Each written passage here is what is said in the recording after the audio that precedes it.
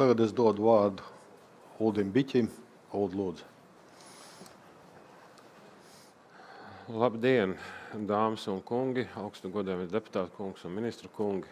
Droši vien, kad es sākšu runāt, un tad jau to prezentāciju arī varēs ieslēgt. Jā, mana loma varbūt tās šodien būs nedaudz sašaurināta, un es stāstīšu par vienu uzņēmuma sajūtām, domājot par to, kā veidot pievienoto vērtību. Un šo terminu vai šo definīciju mēs varbūt katrs nedaudz savādāk saprotam, bet mūsu uzņēmumā mēs to saprotam, tas ir nopelnīt darba algas, nodokļus un kapitālu. Un apkalpot kapitālu, ja tu piesaisti. Tātad tas ir tas, kas ir mūsu galvenais arī kā uzņēmēju darbībā pamats. Nu, lūk, un kā cauri gadiem mums ar šo jautājumu ir veicies, kas mums ir svarīgi, kas nav, ko mēs esam zaudējuši un kādas iespējas varbūt tās mums ir un līdz ar to arī sabiedrībai. Par to būs arī šī prezentācija. Kur aizgāja.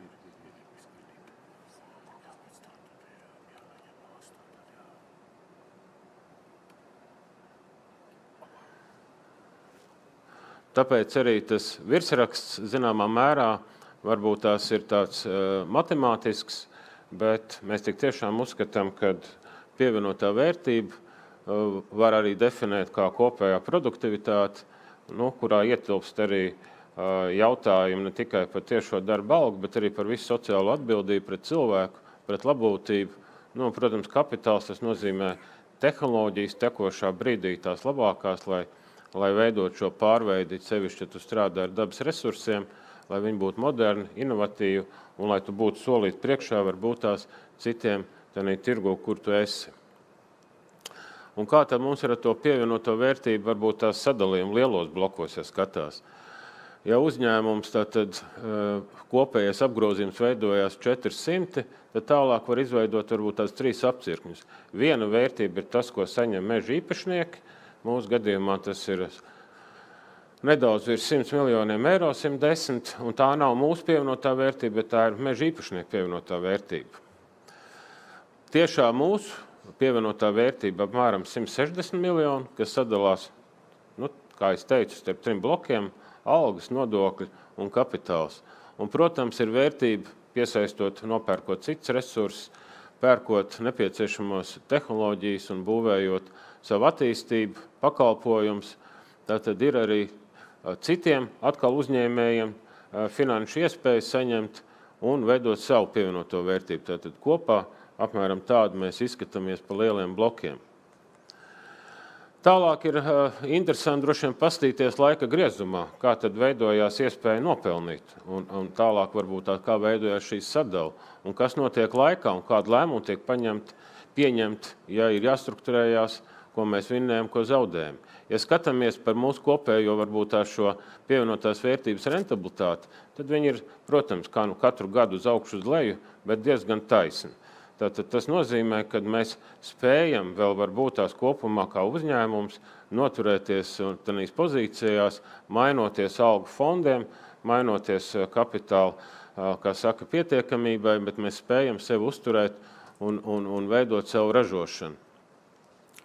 Tālāk, ja sadala tomēr 2 daļās starp algu un kapitālu, tad var redzēt, ka tie kalniņi ir krietni lielāki. Vidējā līnija principā ir algu fonds, un te var redzēt, ka nav tik vienkārši tā dzīve. Un, ja skatās uz laika periodu, kas ir noticies, varbūt es mēģināšu šeit nokomentēt, starp 4. un 8. gadu, mēs visi ļoti labi zinām, kas tas bija pa laiku. Mēs iestājāmies Eiropas Savienībā. Un tas bija pirmais izaicinājums tautsaimniecībai, un pašiem bija jātiek galā. Tanī brīdī netika nodefinēts, kad ir nepieciešama varbūt tās adaptācijas periods, finansējums, atbalsts arī tā skaitā no Eiropas, lai konvertētos varbūt tās un spētu iznest grūtības, kas bija saistīts ar robežu atvēršanu, un tanī brīdī patiesībā resursu izmaksas ļoti strauji auga. Visa veida izmaksas. Vienīgais resurs, kas palika lētāks, bija nauda. Vispārējais gāja uz augšu. Un mūsu gadījumā mūsu lielākā problēma bija tas, ka mums bija salīdzinoši darbietilpīgi procesi atsevišķi produktu grupas un arī ražotnes, un arī koksnes resursu ietilpību uz gatavo produktu, piemēram, mēbeļu sadaļā liek līmēto mēbeļu gan augstu. Un tajā brīdī mēs bijām spiesti, lai dabūtu resursus, samazinātu spēju pelnīt kapitālu, līdz ar to samazināt savu iespējas arī kaut ko izdarīt investīcijas ziņā un uzlabot savu situāciju.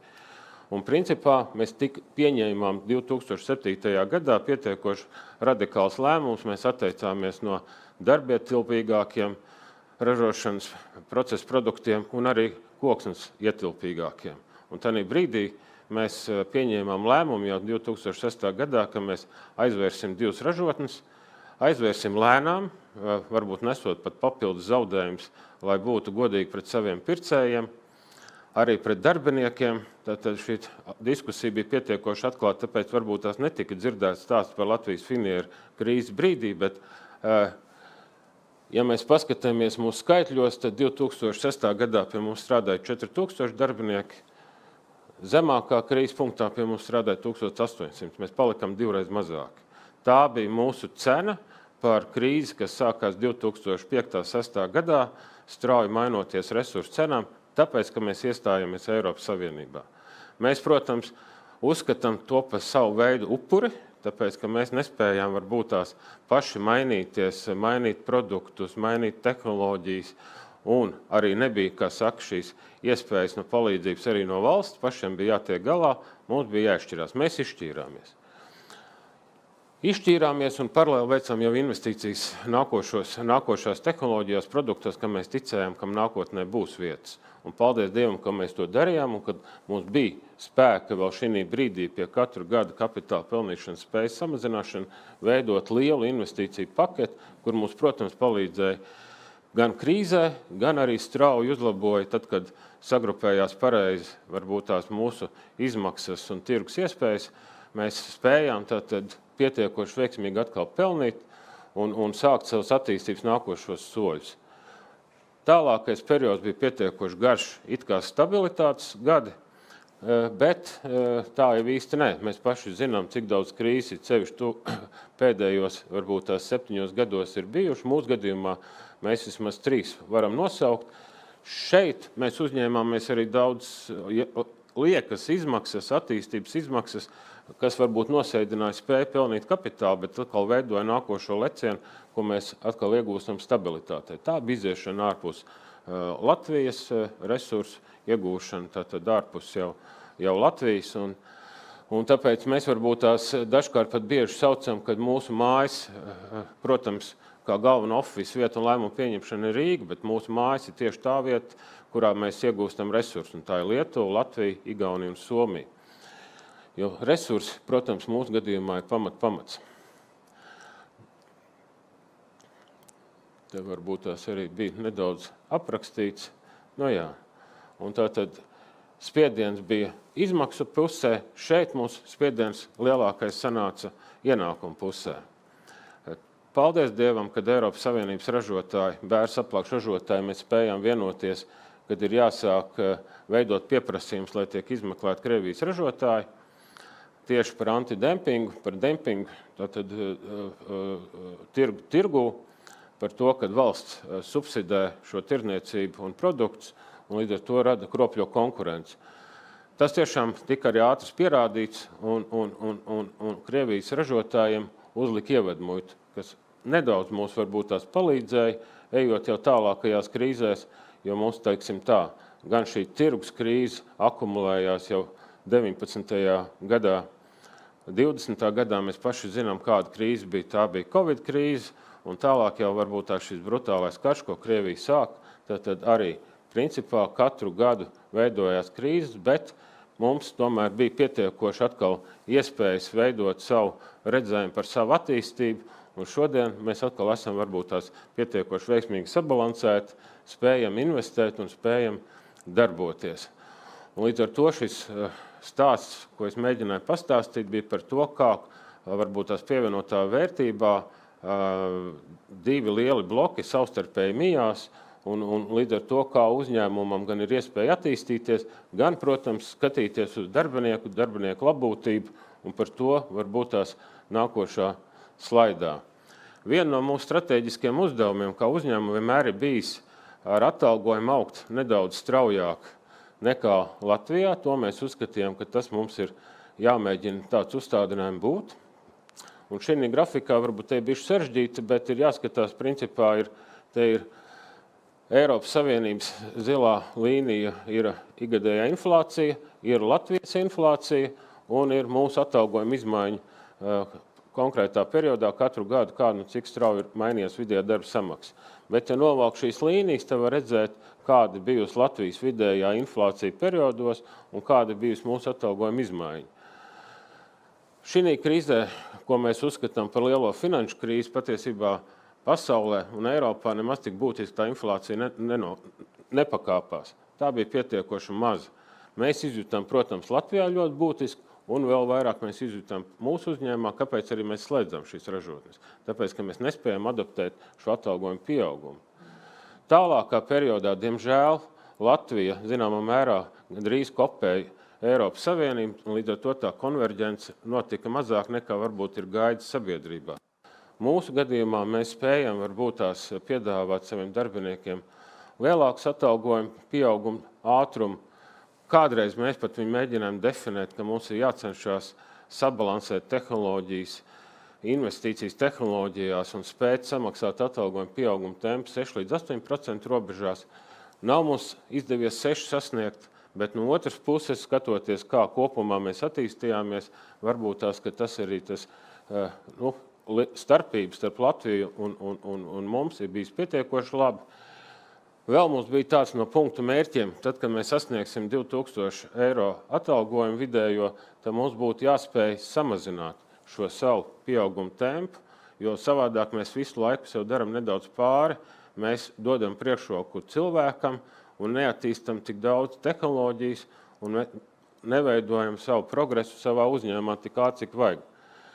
Šobrīd mēs esam sasnieguši šo 2000 eiro vidēju atalgojumu, un līdz ar to mēs uzskatām, ka mums ir jābūt tam pieauguma tempam, iespējams nedaudz zemākam, līdzvērtīgam, varbūt kā iepriekšējā šī periodā, vai pat maķinīt zemākam. Līdz ar to tas būtu ļoti sabalansēt ar savu spēju, varbūt veidot savu tehnoloģisku attīstību. Enerģētiskā krīze, protams, sašūpoja Eiropu krietni vairāk, mūs arī ilgstoši tā nevar būt. Labi, ka tie knābi visur ir uz leju un tie pieauguma tempi ir samazināti. Tas arī mūsu galvenais uzdevums. Pretējā gadījumā atkal viena daļa produktu nonāks neapskaužamā situācijā.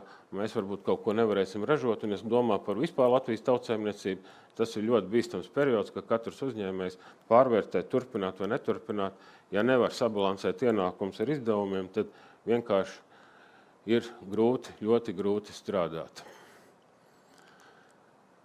Un tas droši vien ir tas, kas mums ir viens no svarīgākajiem uzdevumiem, domājot arī par tehnoloģisku attīstību.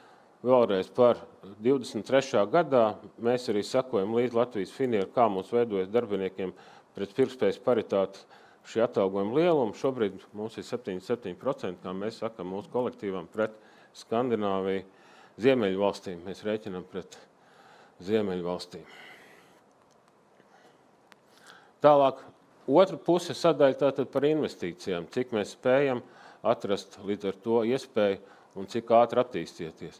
Sākumā, kā jau minēju, pirmais leciens diezgan, pat varētu teikt, dziļā krīzē, bet paldies Dievam, ka bija spēki to izdarīt kopā ar Latvijas bankām, kuras mums palīdzēja tātad finansēt mūsu attīstību. Pēc krīzes perioda zemāk, iziešana ārpus Latvijas arī laba. Tātad resursu sabalansētība. Un šodien mēs esam ciklā, kad mēs esam uzkrājuši savu potenciālu un varam pietiekoši būtiski izdarīt lecienus. Šī ciklā mūsu investīcija apjoms ikgadējais ir 70 līdz 80 miljonu eiro, un tā vismaz 3 gadus mēs varam pietiekoši sabalansēt darīt, un tagad mēs esam kā reiz jau 2. gadā šī ciklā. Iespējams, ja šī sabalansētība būs, mēs varam būt ātrāki, bet tātad jautājums ir par to, cik droši mēs jūtamies, cik apdraudēti mēs jūtamies. Šodien Kristaps runāja par resursiem. Protams, ka tie ir galvenie. Neapšaubām. Visu nosaka resursi. Uzņēmējiem jāpielāgojas. Ja nav resursi, nav arī uzņēmēja darbība. Mēs gaidām, kad būs šie lēmumi, ļoti pragmatiski. Mēs ticam, ka var būt sabalansēti. Ja viņi nebūs sabalansēti, tad, protams, mēs kaut ko pazaudēsim. Ko mēs varam pazaudēt? Mēs varam pazaudēt vājākās ražotnes. Cik tas ir daudz, mēs esam taisījuši savu analīzi. Mūsu gadījumā mēs norakstīsim 15% no bilances. Tas ir daudz vai maz, varbūt tās, ka liekas pirmā brīdī maz, bet ja to pārvērš ar jaunām investīcijām, ko būtu jāizstāj, tad šodien tas būtu investīcijas uz 150, 170 miljonu eiro. Tas ir daudz. Tas patiesībā nozīmē to, ka mēs tiekam atlikt atpakaļ 1, 3, 4 vai pat 5 gadus.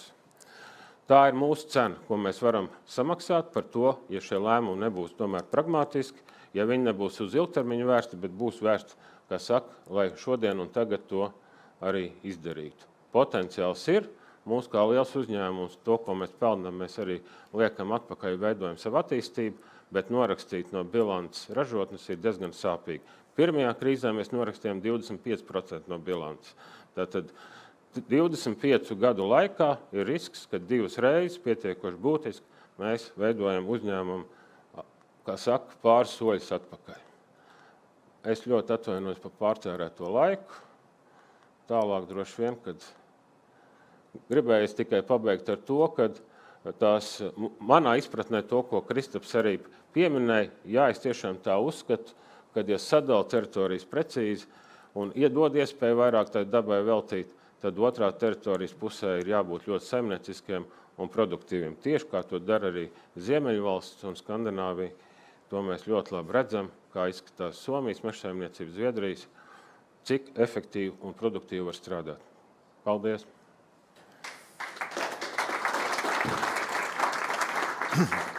Jā. Paldies, Uldi!